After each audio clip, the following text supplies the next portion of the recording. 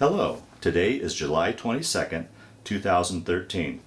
We're meeting today with Mr. Donald Lawless at his home in Longmont, Colorado.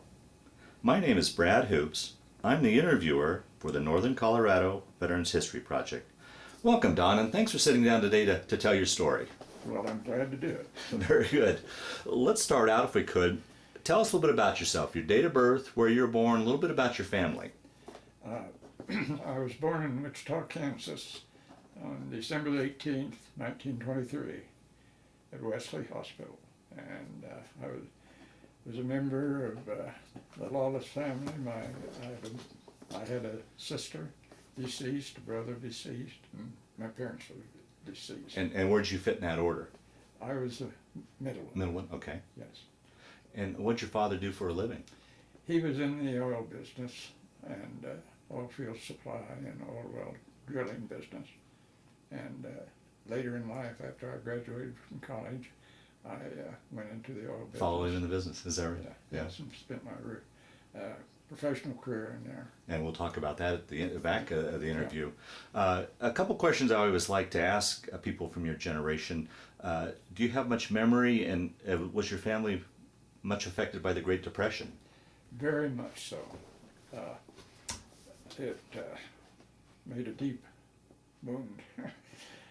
We were living in Wichita, and my brother hadn't been born yet, and the family had to split up, and my mother and sister had to go back to her parents, and my dad had a friend that owned a machine shop in Shawnee, Oklahoma, that had done some business for him, and this guy had a loft in the machine shop, and so he let my dad and me live there. And sometimes they'd give us food. Oh, wow. Wow. And so he started a little handbill newspaper, and he made about $15 a week at it, and that took care of the rent. And Wow. that's where it went. Wow. How long was the family apart before you were able to get back together? About 2 years. 2 years? Yeah. Wow. And then you grew up and went through the school system there in Wichita? Partly in Shawnee, Oklahoma. And then I went to 8 different colleges and universities when I got out of the Army. Oh, is that right? But where'd you graduate from high school then? At Wichita High School North. Oh, North. Okay, North High. Okay. Yeah. And what I'm assuming 1941. What year did you graduate from high school? 41. 41. So that would have been the spring of 41. Yes. And what did you do once you got out of high school? I went to a college called Park College, north of Kansas City. It was a Presbyterian school, and I went there mainly. Most of the fellows were pre-ministerial, but I didn't. I wasn't that in that course. Right. I went there for the physics and the math and the astronomy and the sciences, and it was a good school. Yeah. It no longer exists. I'll be done. And the next year, I went to Oklahoma University, and I was there on December the 4th, 1941. I went to Oklahoma City and enlisted. And December the 4th. yes. 3 days before Pearl. Yeah. What prompted you to enlist? I mean, did you? No, Pearl was wasn't it earlier? Pearl was December 7th, 1941. Yeah. Yeah. So, Yeah, that's what my record shows. that you enlisted on 3 days before Pearl, or?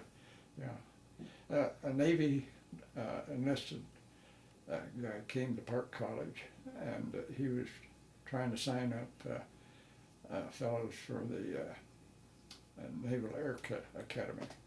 And so I went up to the stage and got an application when he finished talking, and hitchhiked home to Wichita, Kansas, and laid the papers on the dinner table and asked my parents to sign them. Oh, because you weren't 18 yet? No. Uh-huh. And they looked at me and said, "Are you crazy?" and so they wouldn't sign them. So I went next semester to Oklahoma, and when I turned 18, I went under and signed up on my own. I'll be darned. Do you remember where you were and what you were thinking when you heard about Pearl Harbor? Yes, I was in a dormitory at Park College and making my bed on a Sunday morning, listening to the radio, and we couldn't believe it. Oh, boy. Oh, wow. Yeah. Yeah, but I joined the Air Corps, or tried to. They wouldn't let you join directly. You had to join the Army and go through boot camp. But I wanted to try for the Air Corps then, because I had two uncles in the trenches in France in World War I, and so they used to tell my dad their stories, and I told myself, if I ever have to go, I don't want to do that. Yeah, right. Yeah, sure. So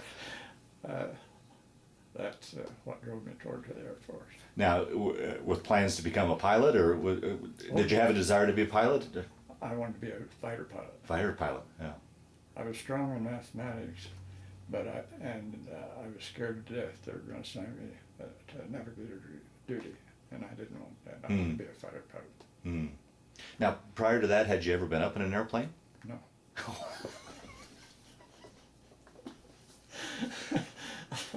I hadn't even touched one.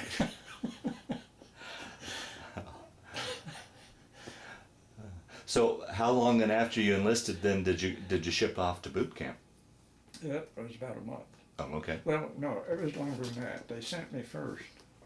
I went through boot camp in Wichita Falls, Shepherd Field, Texas, and they sent me to Peabody College in Nashville, Tennessee, and we were supposed to take courses for 3 months, my group, and they were divided into first month, second month, and third month, and the ones that were proceeding the fastest were shipped out in 1 month, and I was shipped out in 1 month and shipped to Lafayette, Louisiana for primary flight training in PT-19, and then that was followed by basic training in Malta, Missouri at a civilian field, and then advanced field in a permanent Army base, Shepherd Field, or Craig Field in Craig Field in Alabama. Wow. And then advanced training in Florida in dive bombing, strafing, air-to-air combat, and all that kind of stuff. And how was that adjustment going from civilian life into military life? Was it much of an adjustment for you? Truthfully, it wasn't. No? No. I just thought it was a thing to do. Yeah, yeah. And how about, going away, looks like with all your training, you were crisscrossing all over the country.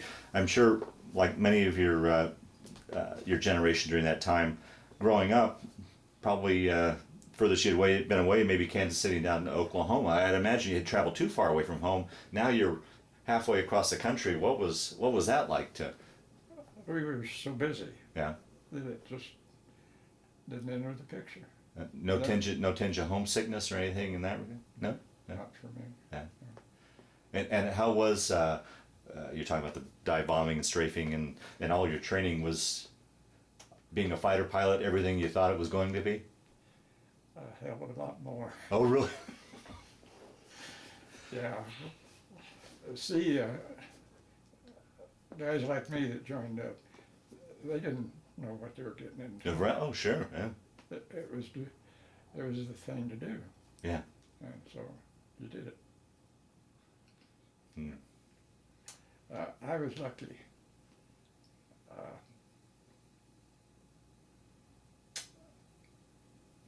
I didn't have a girlfriend, didn't correspond, I wasn't engaged. A lot of fellas in my group were engaged, quite a few of them were married. A few of them had families. I didn't have any of that to worry about. Right, sure. So I could shoot the works. Yeah, yeah. So once you got your wings, take your story from there then. Well, when I got after I got my wings, I was transferred to Sarasota, Florida, for advanced fighter training, and then later to Eglin Field in Florida for the dive bombing and that kind of stuff. And then shipped out to Newport News in Virginia. June or July I think, and on the USS President Hoover. And there were 1,400 pilots, no, 140 pilots and 4,000 infantrymen on the ship, and we made an unescorted record 5-day trip across the Atlantic and dodged submarines on the way. No escort. Well, talk a little bit about that. I mean, once again, here's this landlocked Kansas boy going to sea. Did you get your sea legs, and what was the crossing like? I've heard so many stories about the crossing. Can you talk a little bit about that crossing? Well, the 4,000 men, infantrymen on the ship had it terrible. They were stacked 5 high in the holds. I shared a cabin with 4 or 5 other guys, and so our crossing was much more pleasant. We arrived in Naples Harbor and at night, and there were barrage balloons and ships upside down in the harbor, and well, we were in the war zone. Wow! Oh boy! Wow. And how old were you at this point?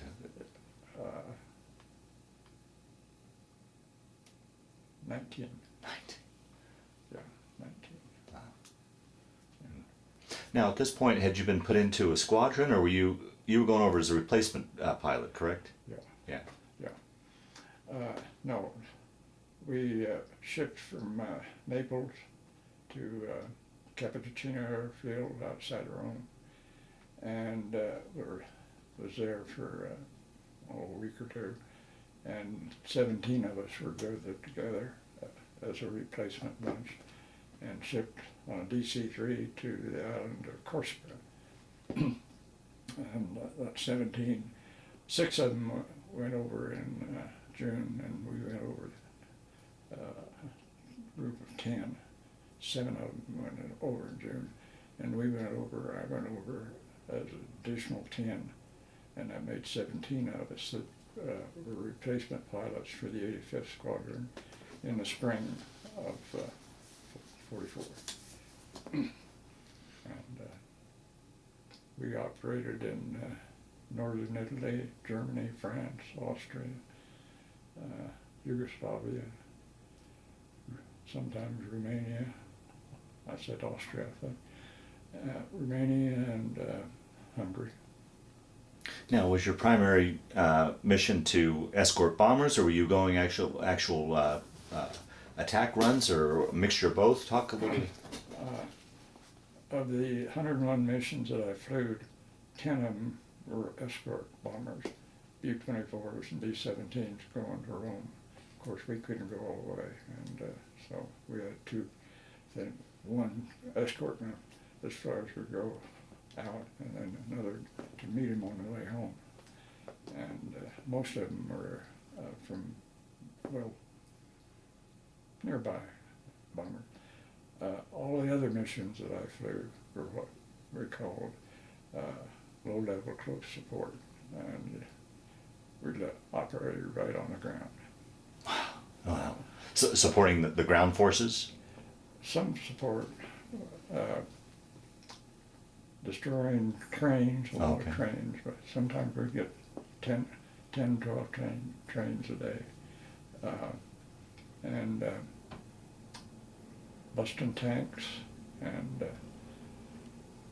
destroying artillery positions and headquarters and machine gun nests, and we'd literally fly down the barrels of their guns. Oh, jeez. And that's why only one Out of that 17, 12 were quickly killed, and 4 were wounded. 2 of them had to have metal plates placed in their forehead, implanted in their forehead. And you were the one lucky one that came out of it unscathed. Yeah, and the irony of it is that they usually, well, I led for my last 65 missions, and they usually like to go to the leader because that would destroy the attack. Right, right. And I would come home perforated. My plane would be perforated. One time I came home with 26 cannon holes in, and I had 3 planes that were destroyed. The 4th one wasn't. Oh, jeez. Good. Now you flew the P-47, correct? Yeah. And did you get your choice of that, or how did you get into that particular aircraft? Just by luck. The P-38, P-39, P-51s all had inline air-cooled engines, or inline liquid-cooled engines. And the P-47 had an 18-cylinder, 2,800 horsepower air-cooled engine, 2 banks of 9. And you get a BB hole in that coolant system in all those other planes, and you're out of business. I've seen P-47s come back with the 5 cylinders, bottom cylinders shot out of the engine. They didn't have far to go, but they made it back. Wow. Yeah, so it was rugged. It was called a flying tank. Yeah.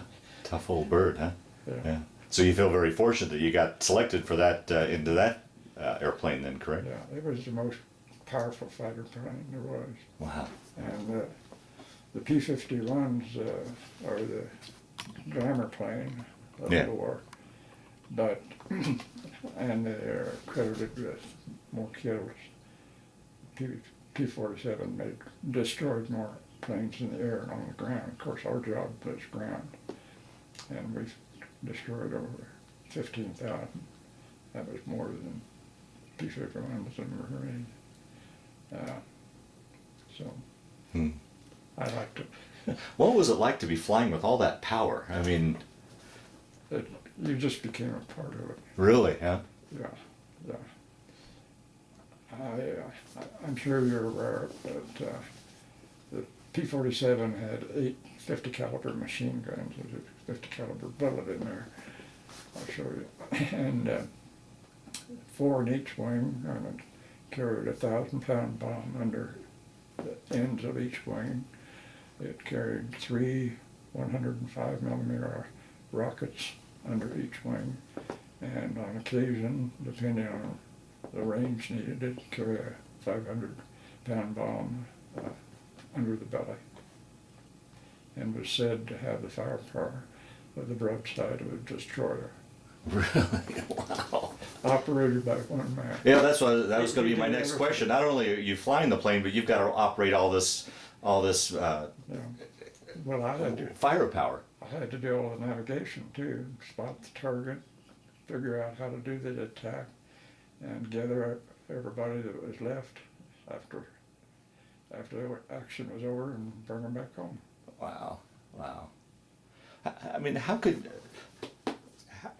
I'm just trying to comprehend something that had never been remotely close to. I mean, how did you operate? I mean, I would imagine you're operating in split-second thoughts. I mean, you've got to be constantly thinking about a lot of things that have to be done in split seconds. I can't imagine the human brain being able to accomplish all of that. Well, we were younger and faster reflexes, and it was just a need to know, or you wouldn't be around. You needed to know it and know how to do it. And one thing, from the movies and TV, you'd think that fighter pilots drank a lot. The ones that did are here. Right. Yeah. No, you couldn't. I never took a drink until I was sure I wasn't going to fly for about 5 days. And I didn't drink very much then because you can't last. Yeah. You flew 101 missions. Roughly what span of time were those done in? 11 months. 11 months? Yeah. Yeah. Flew 19 missions in August when I went. That was my first mission. First month I flew 19 missions, and these other guys are getting shot down. It's the first mission, the third, 10th, they were falling all over. And I flew 24 missions in March of 45. Wow. Talk a little bit, once again, here's someone, I mean, I can't comprehend, I've never been in a war situation in a harm's way like that.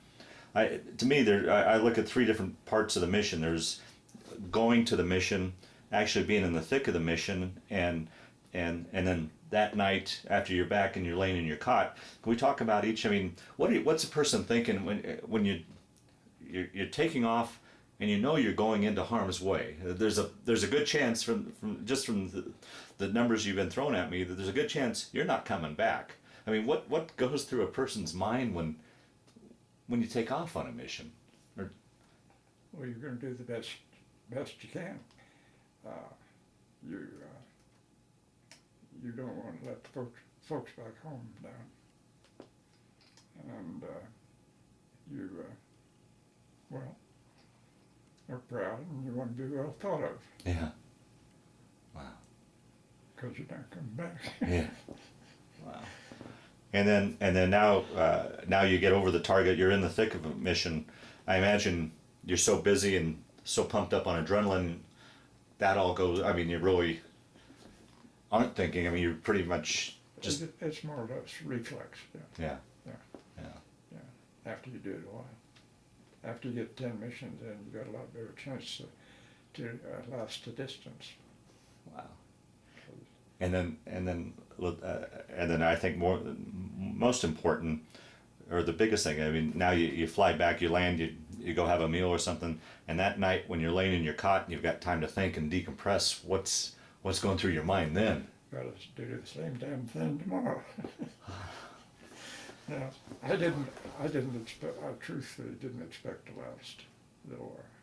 Really? Yeah. And I thought, I did a lot of thinking and figuring and so on. I thought I'd be killed on October 23rd. I was leading the mission that day, and so we went and did the job, and I got back. So I reviewed my notes and the way I reached that conclusion and thought, oh, you made a mistake of 2 days. It's going to be the day after tomorrow. So I took the mission up to Germany that day, and I got back and I thought, hell, I must be crazy. I might last the distance. So I did. What number of missions were required for you to? Was there? When I first went over 50. And then that was raised to 60, and then 70. But the Dr. Winsauer and the squadron commander both told me after I got 50 missions that I could come home anytime I wanted to, and they'd sign the orders, and I did not. So you would go on to serve another 51 missions. Yeah. And what are, the previous information that you had sent me that I'd read up on you were one of the youngest commanders, is that correct? Talk a little bit about that and how that came about, that you became a squad leader. I became or a flight leader. A flight leader. You had 4 flights, A, B, C, and D, and I became a flight leader at the age of 20, and that was top flight leader, so if everybody was going, I was leading, or I was taking my own flight. And sometimes I'd usually take 4, 6, or 8 planes, sometimes 16. Occasionally, though, the bombers would be planning a big show over Germany, and they needed to know before dawn what the weather looked like. And so we'd sent, there was going to be a big show this day, and 3 guys separately went on weather reconnaissance to Austria, and none of them came back, so I said I'd go. And so I went by myself, and the P-47's ceiling was 42,000 feet because it had a heck of a good supercharger, and most planes couldn't come close to that. The German artillery could reach to 20,000 feet. So after I got out to altitude, I was above the artillery, but below the artillery barrage was their fighter planes, and they filled that 2,000 feet for the fighter planes. So I had to come down through the bombs and the fighters, and the big German air base at Udine. They took a lot of fighters there, and so I thought, well, I'd pay them a visit. This was just supposed to be just a weather reconnaissance. And Well, I called the weather back by VHF radio, and the Germans had bombed us during the night on Corsica to keep us awake and not fresh the next day. So I strafed their barracks at Udine and to wake them up, and then turned around and said to see if I could get any planes, and I strafed some, and then I headed home. wow, wow. What was I mean?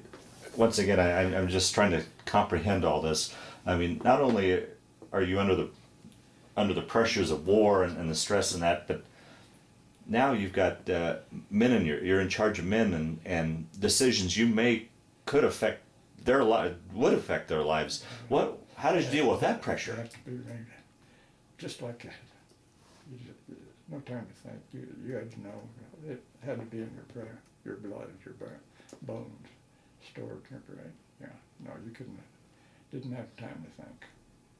And, I had a buddy that I might tell you about at this point. Yeah. And was named Bob Norris, and we were high school chums. And I went overseas and got my name in the newspaper, and he saw it, and he wanted to follow me. He was a year younger than me, so he went through pilot training, and darned if he didn't end up flying a P-47 in the same group, not the same squadron, but the 87th Squadron. And so not too long after he arrived, he got, I think, about 20 missions in, and he heard that I was going home, and so he came over to my tent, and we visited, and he asked me if I'd do him a favor, and I said, sure. We both lived in Wichita, Kansas, and our families knew each other, and so he reached in his pocket and pulled out a picture of a beautiful girl. And he said, I'm engaged to her. And he said, would you mind going by and stopping by her place and telling her, giving her my regards? And I said, sure. And 6 months later, we were married. For 62 years.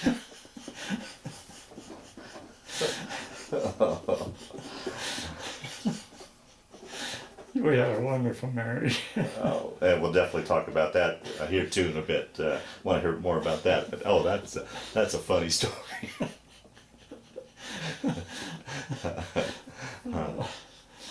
He found another one. Can you talk a little bit about some of the missions? 101. I'm sure you can't talk about them all, but some of the more memorable missions that stick out in your mind that you'd like to talk about, or maybe not. Well, Oops. Damn, sorry.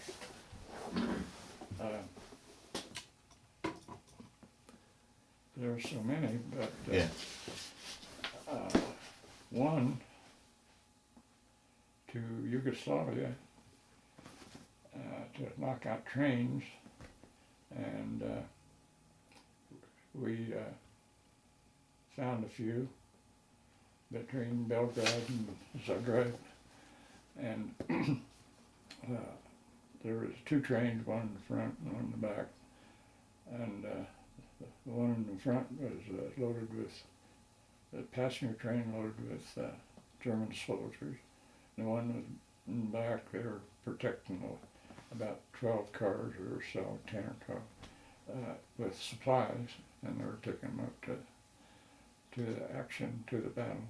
And so we stopped, I stopped the first train with a rocket, and my section leader stopped the last engine, and then we sprayed the passenger cars and got about 300 killed, some hanging out of the train windows and stuff. And my section leader that had gotten the back engine took a hit in the engine, and another guy took a hit in the supercharger, and I sent him up out of the way so we wouldn't get in his, or he wouldn't get in our way, and told him to wait up there. And then I got my section leader, and we got two planes on his tail, and we started off to the Adriatic, and his engine conked out pretty quickly, and so I checked on everybody's gas and sent the ones lowest in gas home. And I and two other planes, I put the two other planes on the pass tail, the guy that was hitting the engine, and they stayed with him. But his engine finally conked out, and he had to set it down in the sea, and I climbed up above and called rescue, and PBY rescue, and then those two planes on his tail were running out of gas, so I sent him home, and I circled him, and the PBI, it took them a long time to get there, but they finally came and sat down and rescued him. Oh, wow. And so I headed back because I was about out of gas. And 10 days later, he was killed strafing the Udine airfield. Wow. Wow. Another one was late one afternoon. Most of our planes were on the ground, and there were 3 planes still serviceable, and 3 guys, Colonel Holgren and 2 pilots. And a scout plane said there was a large German column, turned out to be the entire 19th Army, German 19th Army, on Highway 7, which parallels the Rhone River. And they were headed north, and it was daylight, and something big was going on for them to get out in daylight because they were setting ducks. So Wing Headquarters said, get somebody there if you can. So these 2 planes at the field went over, and it wasn't very far to where they were from us.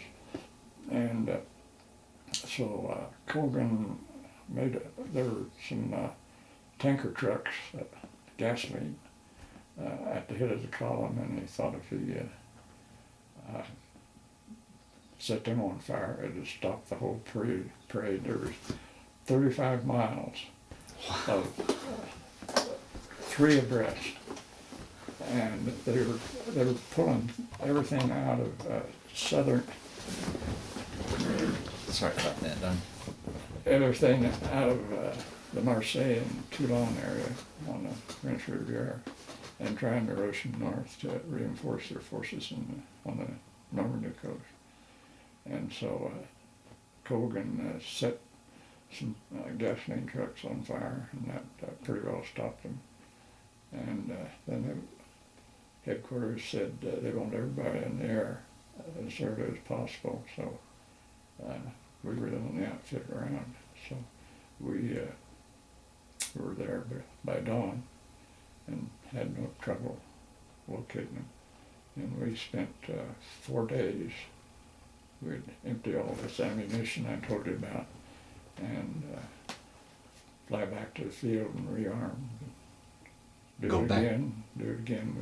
We did it in 4 days, and by the time we finished, there wasn't anything moving. Wow. Nothing to shoot at.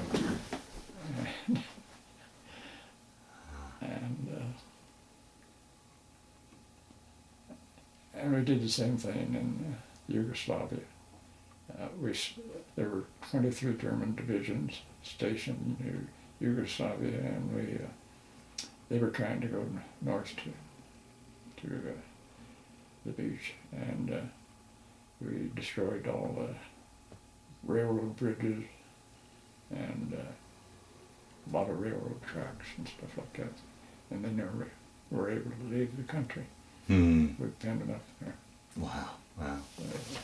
It's that kind of stuff. Yeah, right. It just becomes every day. Yeah. Was there one mission, any missions in particular where you thought, oh, this is pretty hairy, I'm not sure I'm going to make it back? I know that one time when you were all shot up, I mean, was there times when it's like, boy, I mean, I'm not sure I'm going to make it back? Well, the P-47, I guess all fighter planes, had a steel, about a 1/4 inch steel silhouette, and that was in back of you. And the body, or his armor, is supposed to save you from getting hit in the back. And so one day I was attacking a tank, and a King Tiger, and so this armor plate was here, and a 20mm shell came through the canopy and hit this armor just about that far from the edge, and then ricocheted out the other side, and he paid for it.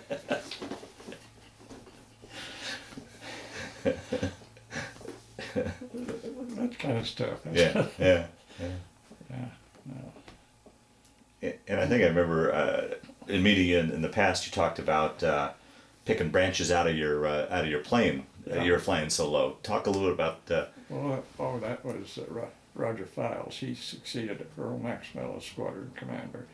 Earl was commander most of the time. I was with squadron, but I was very good friends with him, and I was very good friends with Roger Files. And Roger came back from a mission one day that he'd been leading, and it was a close support, low-level mission. And he hit a tree and broke off a branch, and it stuck in the cowling of his engine, and he landed and at the field, and people were kind of making jokes about it because he got so low.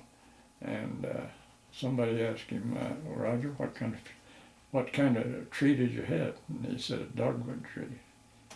And he snapped, how do you know that? And Roger snapped back, because of its bark.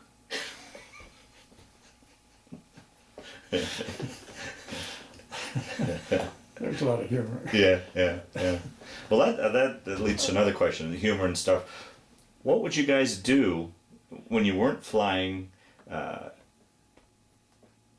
keep yourself busy, keep your mind occupied? I mean, what would, talk a little bit about conditions on the base and just when you weren't.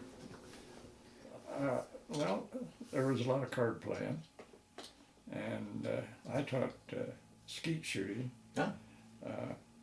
I was an instructor in skeets too, to get the concept instilled in the minds of the pilots that you don't shoot at another plane, you shoot where it's going to be. And skeet shooting is a good way to teach that.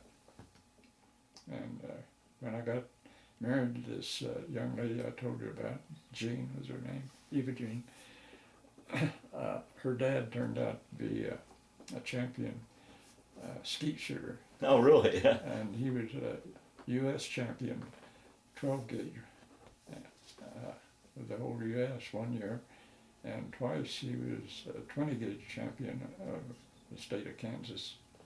So I found myself in deep water with him. Yeah. He knew a lot more about it than I did when I was teaching. Yeah. Now, did you ever, during that period of time, were you able to leave on an R&R and get away from it all, or? Oh yeah. Yeah. Yeah, I went. They were the same to me, all over the place. I mean, on vacations. Yeah. Yeah, Rome, Capri, Riviera, all over. I think I went on 4 or 5 wrestling. Boy, once again, that I keep going back to this Kansas boy. That must have been fascinating to visit these sites. And Well, after the war, my wife liked to travel too, and we both loved France. I grew to admire it tremendously while I lived there. A lot of people say they don't have that impression. They don't know what they're like. I've had the French do many things for me out of the goodness of their heart that I can't imagine anybody in the United States doing. really, yeah. Huh. And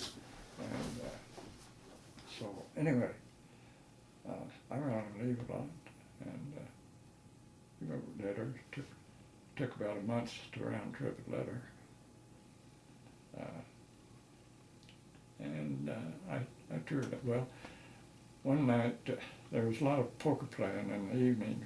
We requisitioned or commandeered a count's house in Fano, and installed a bar there, and a lot of poker playing went on. I didn't play the poker very much, but one time I wandered by and they needed another guy, so I another hand, so I sat down and was winning.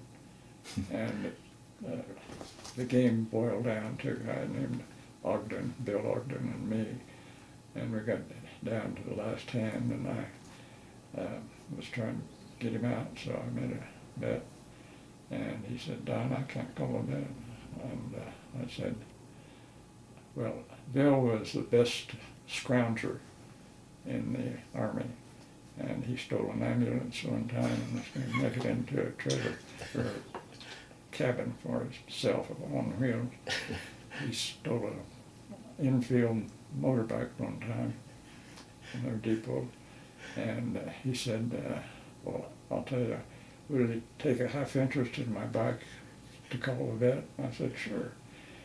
And so I won. I owned half interest in the bike, and the next night, almost the identical situation happened, and it boiled down to me and Ogden, and he couldn't call a bet. First, he wanted to borrow the money from me. I wasn't, and so it boiled down to he and I won the bet, and the rest of the bike. And so I had more fun riding that bike up and down the roads and backcountry and so on. And one of my friends was Ken Thompson, and one day he came to me and he said, "Can I borrow your bike, Don? And the weather's kind of bad and the roads were muddy." And I said, "Sure." And so he came back in a couple of hours, and I said, "Where's my bike?" And he said, well, he was going down the road, and U.S. armored column, tank column, was coming up the other way, and the road was muddy and slick, and the bike slid out from under me and under the lead. Oh no! Under the lead tank. So that kept us occupied. Or the Christmas we were at, the Army sent over Army rations. and we found out what they were, and we didn't like it, and so there were a lot of loose cattle up around the front lines, and just running wild, and so Ogden and some of us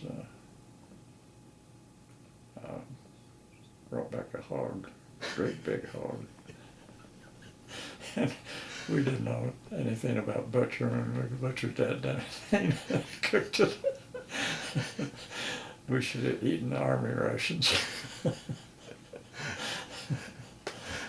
Oh, yeah. I'm hoping I got the same story right, but one time weren't you, didn't you have a bunch of winnings that you went out and bought drinks for everybody, or isn't there a story similar to that where you, I'm trying to think. I can't remember. It may be, I'm sorry, it may be from another guy, but so were you stationed on Corsica the whole time you were overseas? Oh no, we quickly, or not quickly, but we moved to France, San Rafael, and then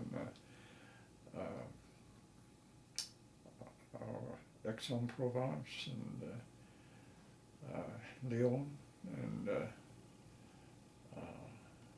and Valence, and Lyon, and then Jean and I made 20-some trips to France after the war. Mm-hmm. She liked to go there, and so we toured the country, drove ourselves all around, and some of the French used to say we knew more about France than they did. Wow.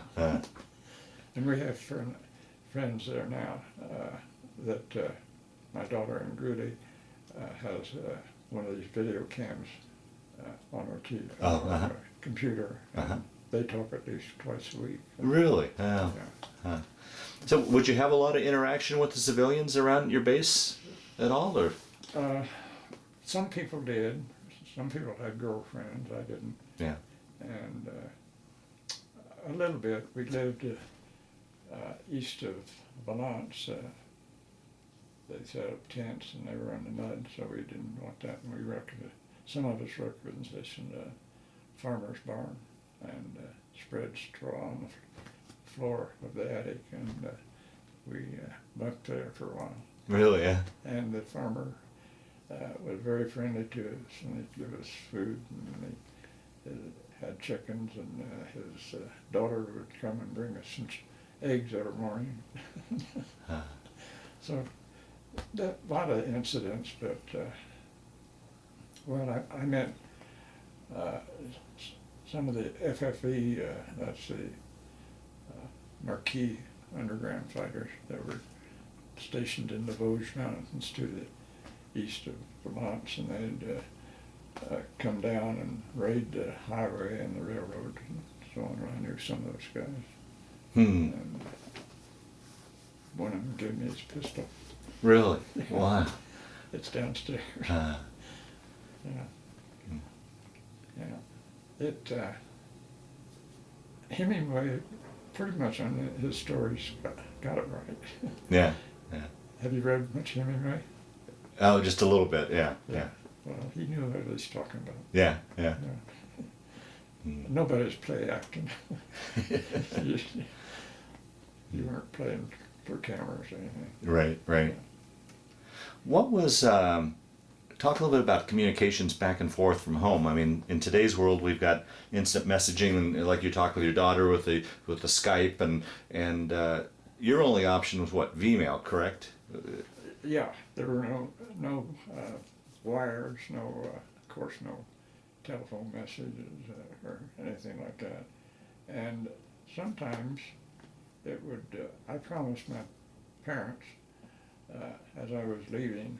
They took me to the train station.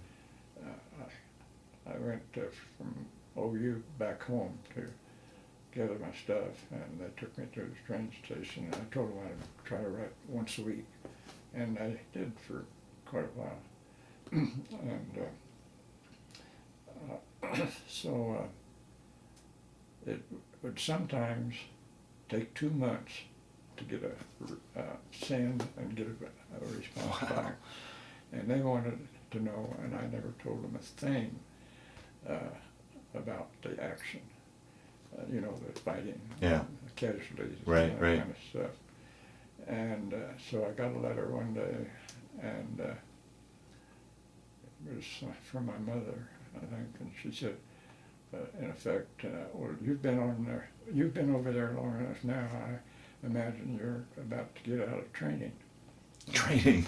I had about 50 or 70 missions at that time, and it made me a little peeved. So I did tell them about one incident to give them a story Wow.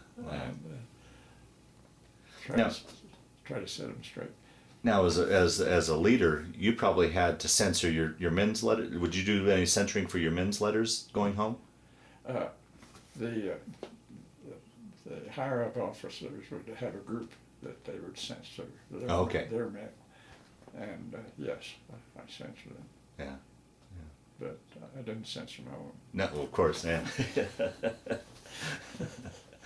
Did your family, in particular your mom, ever talk about, once you got back, what was going through their minds? I mean, with the censoring and the gaps in letters, and not really knowing what. I never told them hardly anything about it. Yeah. I never told them. Yeah.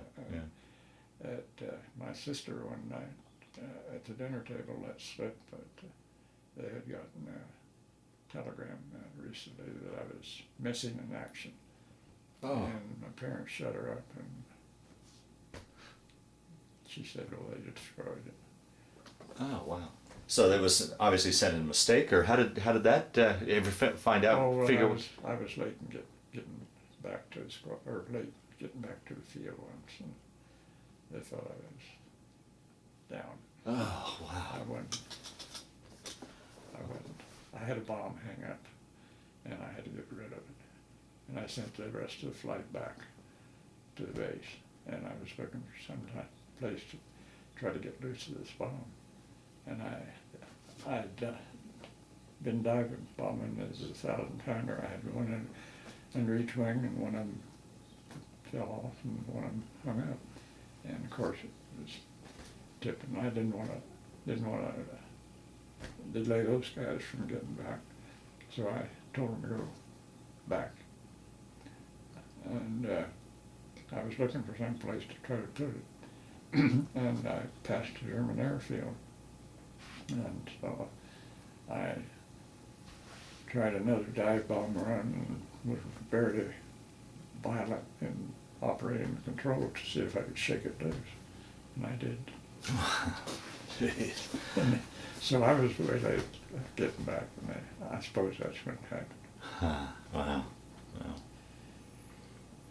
So you complete your 101st mission, and what prompted you at that point to say, okay, 101's finally enough, or how did your missions finally come to an end?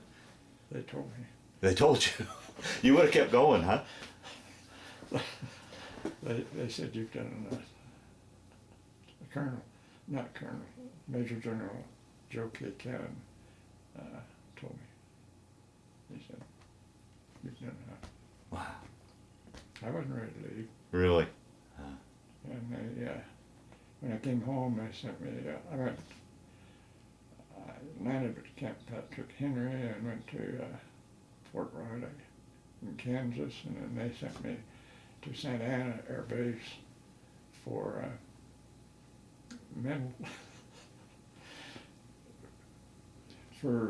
mental evaluations to see if I would be safe to turn loose in the general public.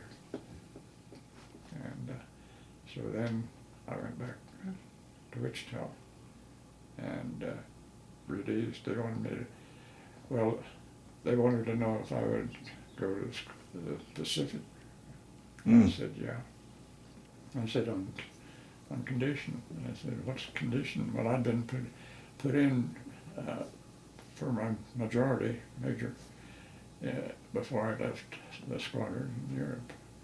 And so I said, and jets, the F-86, had just come on the scene. And so I said, I'll go if you'll give me my majority right now, and give me a fighter and make it F-86s and give me my own squadron. And they said, we don't make deals. And I said, I don't either. So I didn't.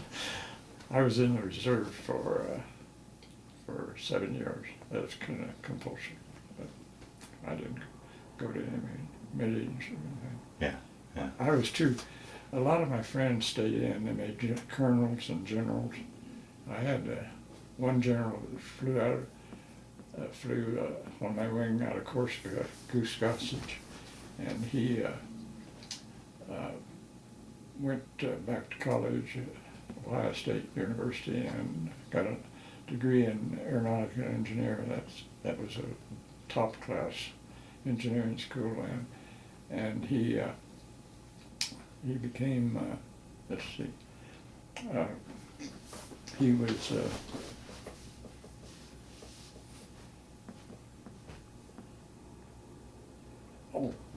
he was appointed head of the Air Force Research and Development Center in Tullahoma, Tennessee, where they, tested and designed planes or designed things.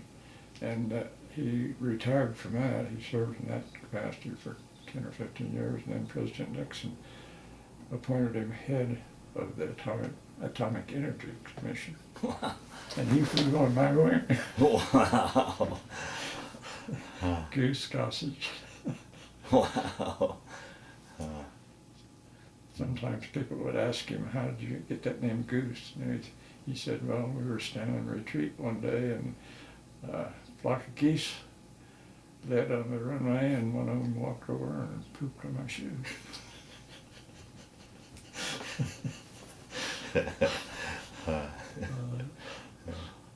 So during your when you're in the reserves, you didn't get called up for Korea? Some of my buddies did, but you had to act like you were interested. And a friend of mine, I don't remember his name now. He's in Wichita. We went to high school, and he flew fighters out of England and shot down 5 planes. So he was an American ace, and then he got called up and had to go to the Pacific during Korea, probably. And he shot down 5 Chinese planes. So he was the first double ace in 2 different wars, 2 different planes. Wow. And I think that record still stands. Only he's dead. He's buried in Arlington. So take your story. Now you went out for evaluation in California and got out. Let me ask you the reverse question. After all that you'd been through, everything that you had done, was it much of an adjustment now for you to go from what you'd been through in the military life back to civilian life? How was that adjustment for you? Well, like I say, a lot of the guys that I flew with stayed in for various times, but I didn't want to. Yeah. To me, I've got to be careful here. I wanted to see if I could meet the challenge of the commercial market in the U.S. I wanted to get in society. Yeah. And so I graduated from Wichita University and majored in geology and minored in physics and petroleum engineering. Got a job on graduation with an outfit called El Dorado, Bridgeport Oil Company. And I was a field geologist.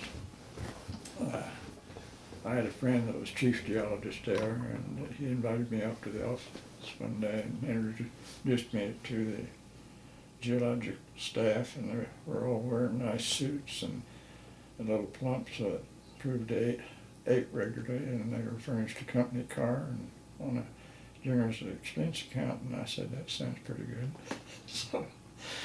So I decided to tackle the geologic field and set on a lot of wells in Kansas and all the way up to Canada and Wyoming, Montana, Texas, and did that for a couple of years, got in management, and then I went to work for an outfit called Bishop Oil Company out of San Francisco as a field geologist for them.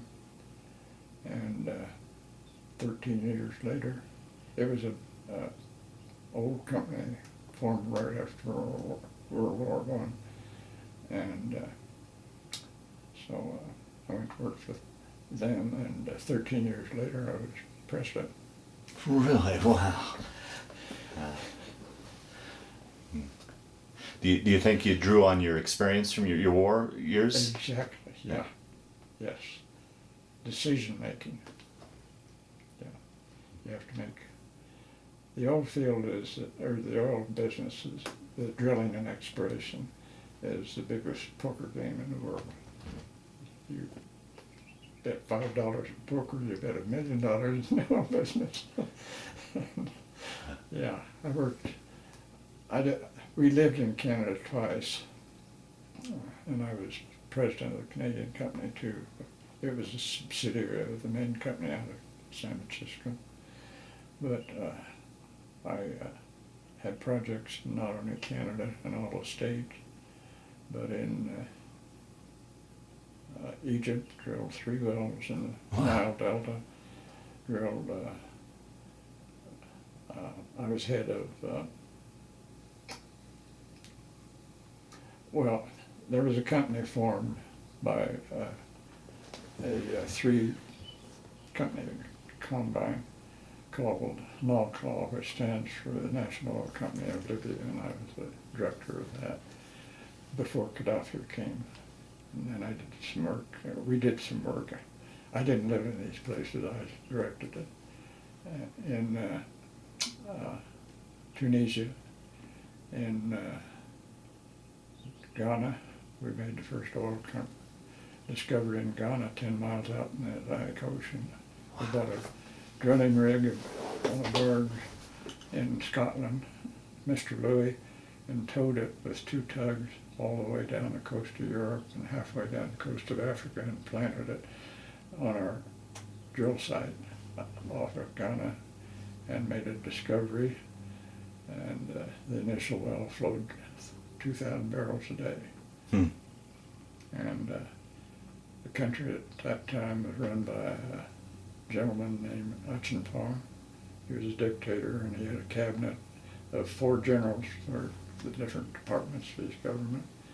And I was over there. They asked me to come over and help dedicate a granite monument, kind of like our Vietnam Wall, to celebrate the discovery of oil in his country. And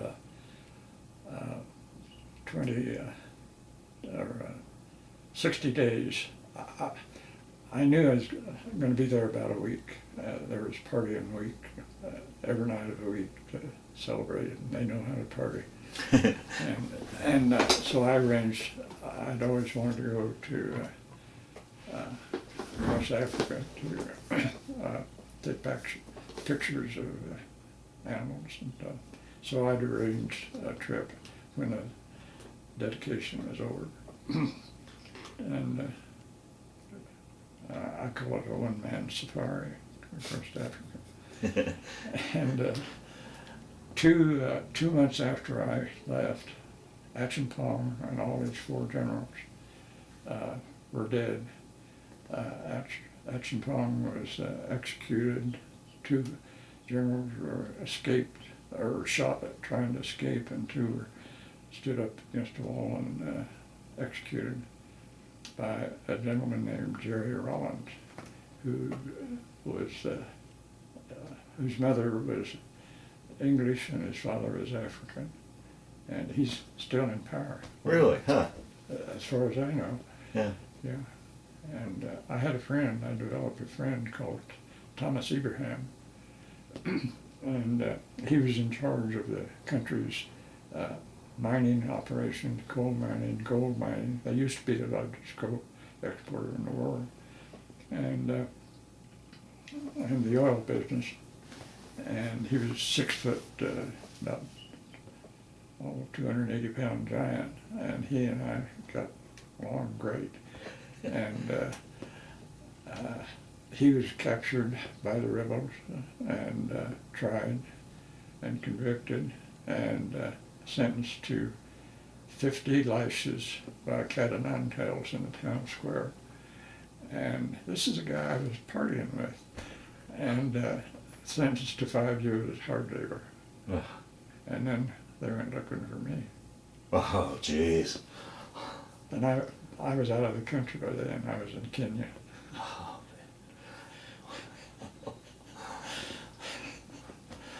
man. So your oil years are almost as adventurous as your flying years, or even more dangerous at some point. Yeah. How many years altogether were you in the oil business? All my life after that. Well, I retired at 62. Yeah, I've been retired 30 years. Oh, good for you. Yeah, and I'm not alone now. I live alone, but I mean, I'm not alone. I have a very lovely friend. It's about half my age. Well, let's get back and let's tell the story about meeting Jean and tell that story, how that all came together. Well, her family, Jean's family and Bob's family was having dinner one night, and I was invited, and the two mothers had cooked up this engagement between Bob and Jean, and Jean kind of resented it. Bob didn't so much, and so Bob's mother was kind of the main instigator, as I summed it up, and she said during the dinner conversation at Jean's house, she said everybody was getting along really good, and she said, "Don, why don't you take Jean out for dinner sometime?"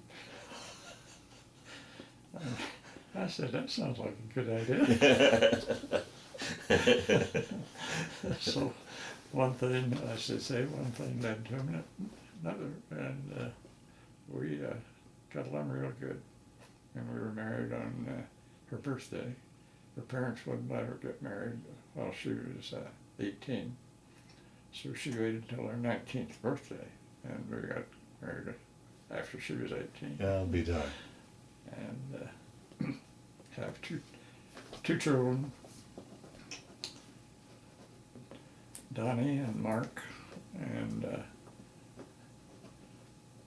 Donnie has two children, Christy and Jordan. And Christy, she was just here, has the three little daughters, which are my three great-granddaughters.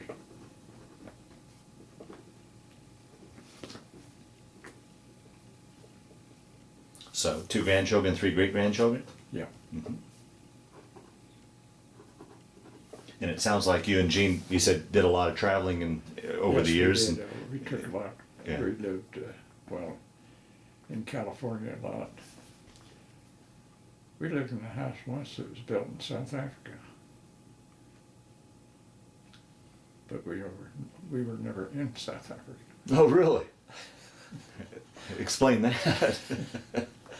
The man that formed Fish Oil Company and who controlled the voting stock, controlled the vote, the board of directors, the shareholders, what I'm trying to say. He had 52% of the company, he and his family.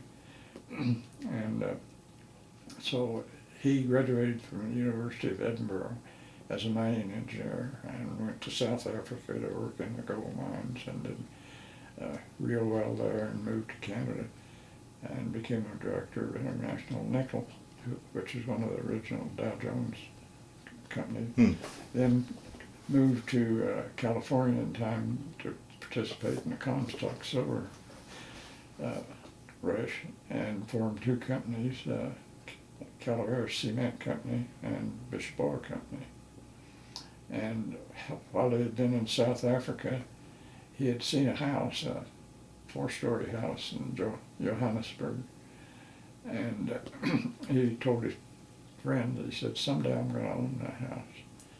So he moved to California and happened to buy 3 lots on a hill that has the best view in San Francisco of the Golden Gate Bridge.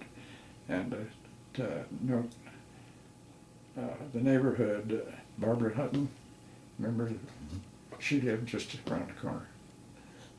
And so he took the then president of the company.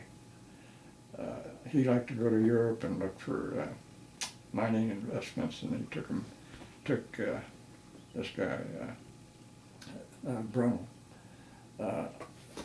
he was a Frenchman, original Frenchman. Took him with him because he's a mining engineer also for 4 months. And they called me up and told me to get my rear end out to San Francisco and run the company while they were gone. And I was still in my early 30s. And so he kept his promise. When he got a lot of money, he went back to South Africa and bought the house and had it torn apart and coated, put it on a freighter and placed it on this hill. It's got this beautiful thing. And he said, "You're to live in my house while I'm gone." Wow. So, had an elevator, maids' quarters, and a bunch of gardeners. Yeah. Through the years, obviously, you've got friends all over the world. Through the years that you've kept in touch with, through the years, did you keep in touch with the guys you served with? Was there any sort of reunions or anything along those lines? Yes. The group used to have, that is the 79th Fighter Group, which comprised of the 85th, 86th, 87th Squadron, used to have reunions every other year. And they had a couple in Boston that we went to, a couple in New York, a couple in Washington, D.C., Cape Coral, San Diego, and New Orleans. And so they did get together. In the latter years, they shortened it to every year.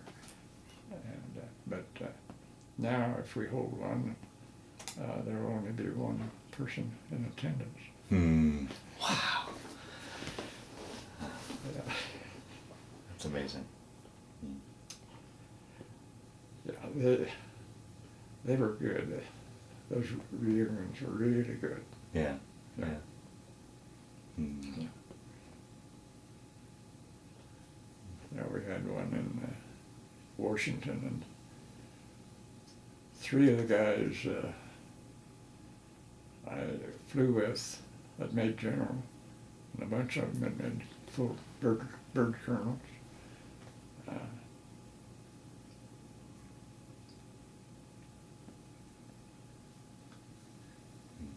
Wow. Was there ever a thought?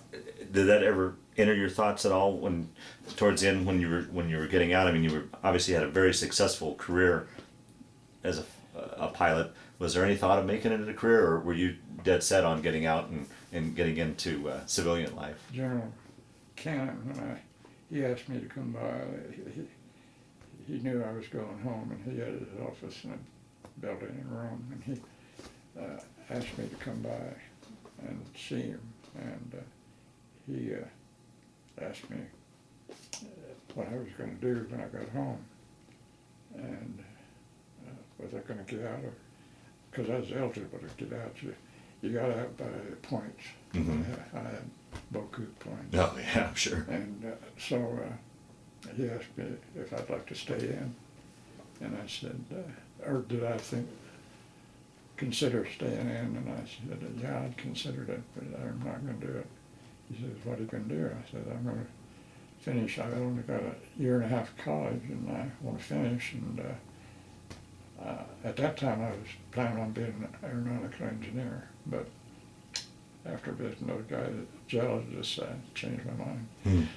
And so I said, I want to compete in the marketplace. So that's what our country's about. Yeah, right. Yeah. Competition. Yeah. Yeah. Yeah. Competition brings perfection. Mm-hmm. And some people back there don't know that. Right.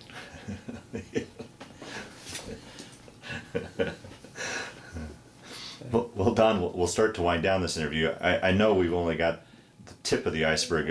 I mean, you just had a fascinating life to You've date. touched an awful lot of it. Yeah, but I imagine there's a lot more. Is there anything that I didn't ask you that you wanted to talk about, or any of the stories that have kind of floated to the top as we've been sitting here talking, or do you think we've pretty much got a well-rounded?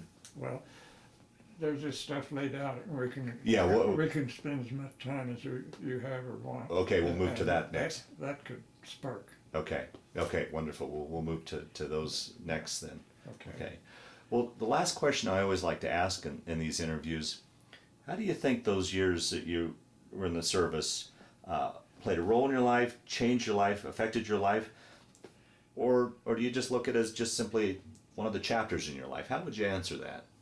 Well, as we've touched on before, it taught me a lot that was applicable to the business world, decision making and that kind of stuff, and strategies. There's a lot of strategy in the oil business. Like you're playing poker. Yeah, right. Yeah. And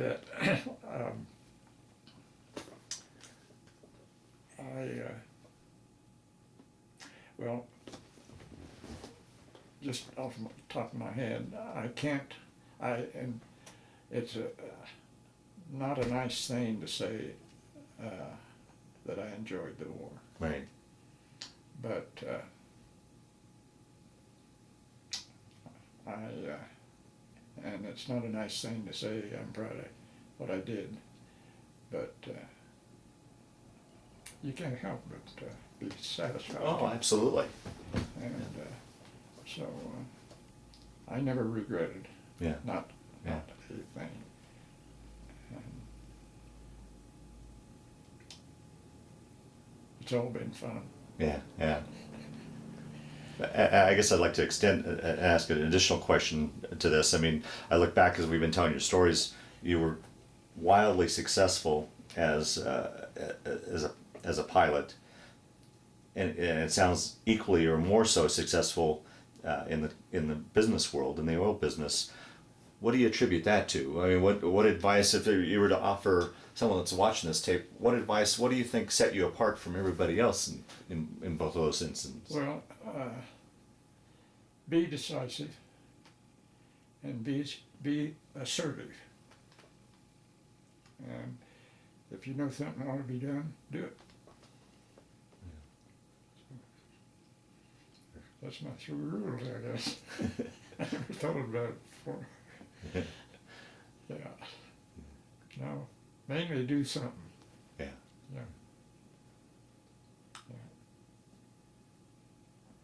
Well, I think those are wonderful words to end on with the interview part of this interview.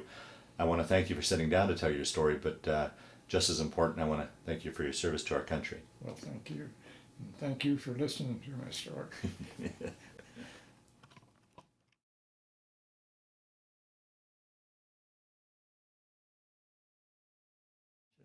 This was when I was in the cadets. I was 18. 18.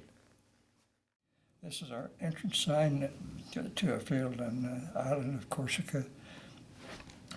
These are 10 of the guys that I went through training with, most of the training. And you were the sole survivor of that group?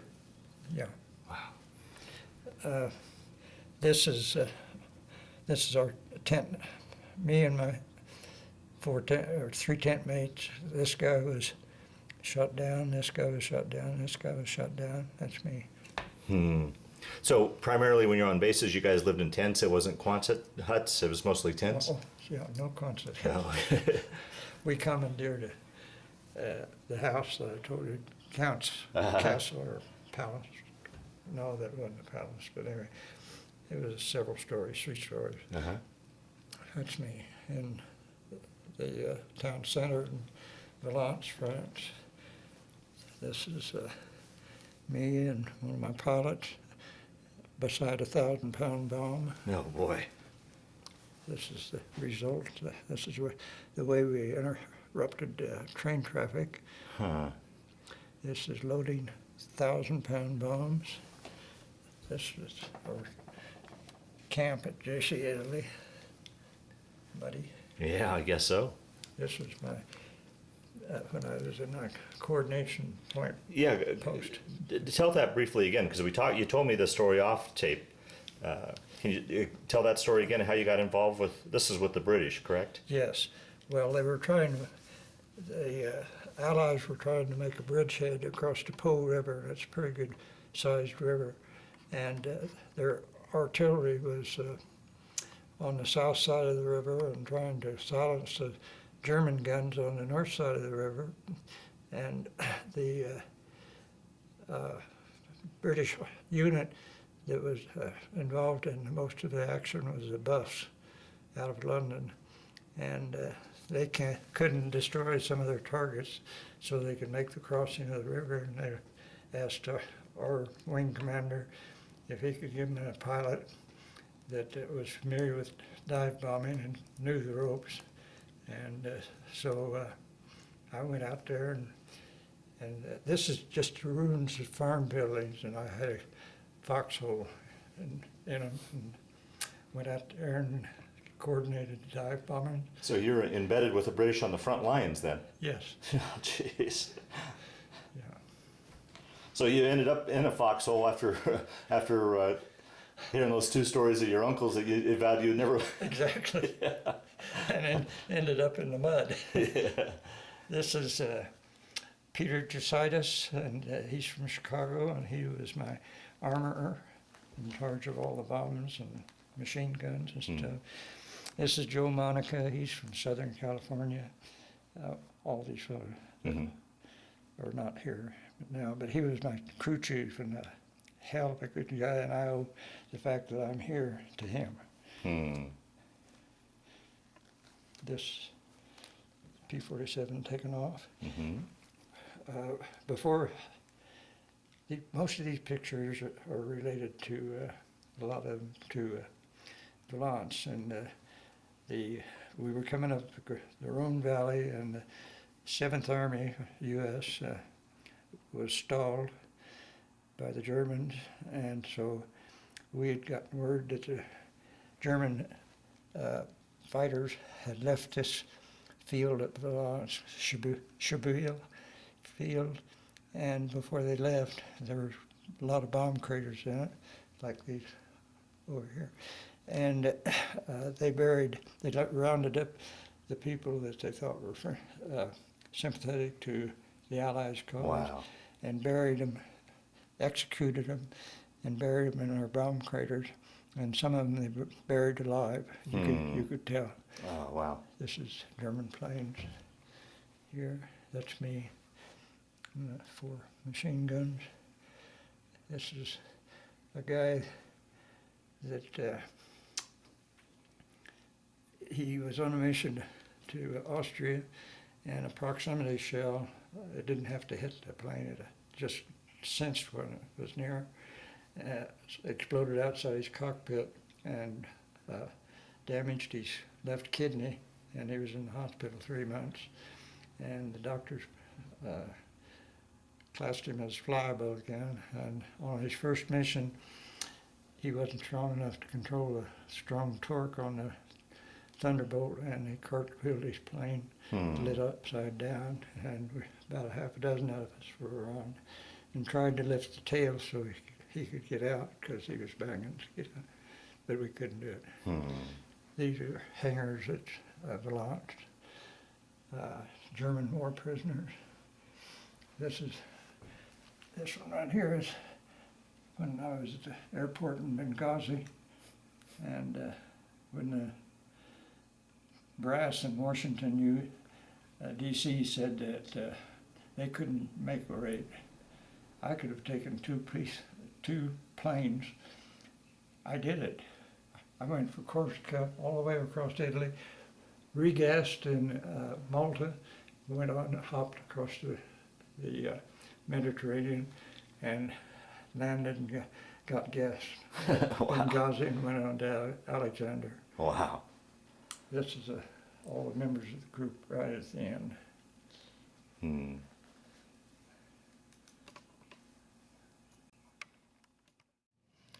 This is a Distinguished Flying Cross.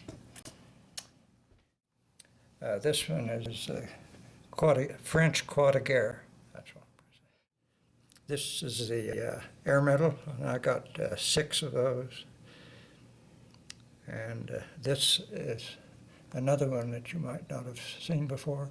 It's for participating in the battles of the Normandy beaches. You were involved with that? Well, we were just keeping these Oh, okay. units from reinforcing the Germans Okay. in their positions, so I got that medal. Hmm. This is 50 millimeter shell, and I had 8 machine guns that could be loaded at times with 800 of those, each gun. So 64,000. This is a patch I got when I was training flying P-40 Warhawks. This is 85th Squadron insignia. This is the Desert Air Force, which was with the British in the North African campaign. 9th Air Force, 10th, and our entire unit moved. Huh. At the time, I did some. I was a test pilot for our squadron when they repaired the plane at the depot. That's just another emblem, and then here's 14th Air Force. So you guys finished out in the 14th? Yeah. Well, this is a map of France. It's on pure silk.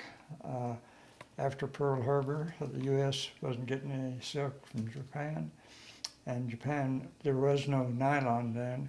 Japan was the only material that would serve this purpose. And the British, though, traded a lot with Japan, and they had a stock of silk, so they printed these maps, and every one of us had two maps, one of France and one of the whole country, or continent, Europe.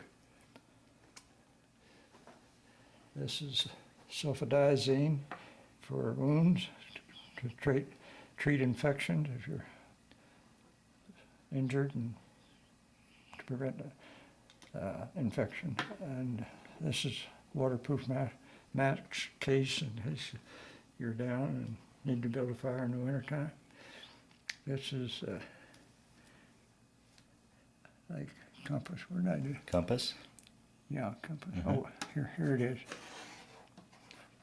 This is a file, and it's encased in rubber. You strip away the rubber, and so you're way out of jail. So this would all be in a kit that you'd carry on you? You know, I wear that under the insole of my shoe. Oh, is that right? Yeah.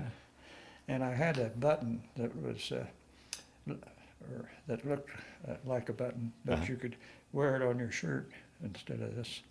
And of course, the Germans caught on to all this stuff eventually. Right, right. But you stall them as long as you can. And then would you have a firearm? Would you carry a sidearm with? Another story. Another story? Oh. Well, it's kind of interesting. Yugoslavia, which I spent a lot of time over,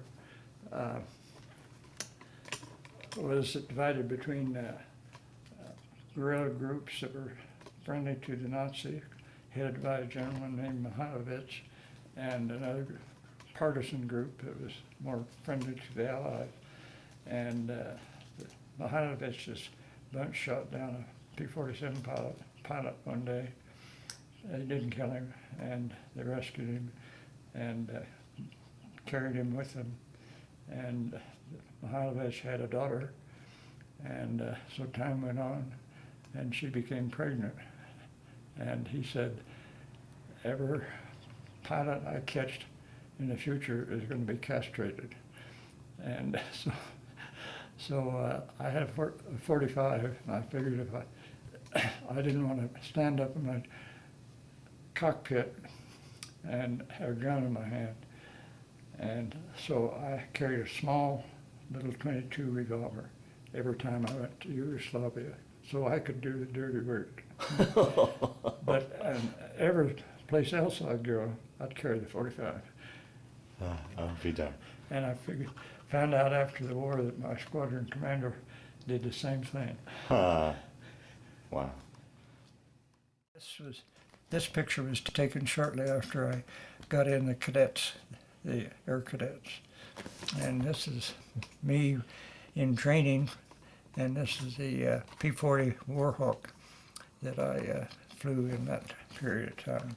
And we jumped from this to the P-47 overseas. Very good.